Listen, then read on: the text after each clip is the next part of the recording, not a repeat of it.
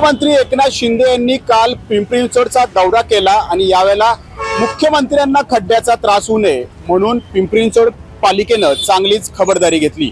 मात्र हीच पिंपरी चिंचवड पालिका सर्वसामान्यांसाठी खबरदारी घेते का हा प्रश्न उपस्थित झाला होता आणि त्यासाठीच आम्ही वाकडमध्ये आलेलो आहोत आणि वाकडमधले हे खड्डे पिंपरी चिंचवड पालिकेच्या कामगिरीची साक्ष या ठिकाणी देत आहेत।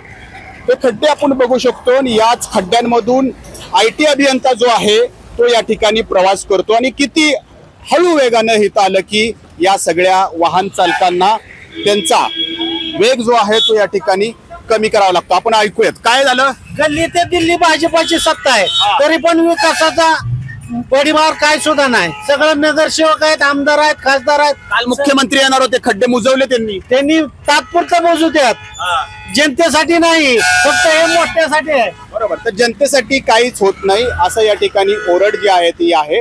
आणि हा जो रस्ता आहे बघतोय आपण, रस्ता कमी आणि खड्डे जास्त या ठिकाणी आपल्याला पाहायला मिळत आहेत। आणि हा रस्ता जो आहे तो थेट IT हब म्हणून समजला जाणारा हिंजवडीमध्ये जातो आणि तिथे जाणारा हा रस्ता किती खड्डेमय आहे हे सांगणारी ही सगळी दृश्य आहेत। केवळ वाकडमधल्या याच मार्गावरती अशी परिस्थिती आहे का, तर नाही, शहरात ठिकठिकाणी असेच खड्डे आपल्याला पाहायला या ठिकाणी मिळतात।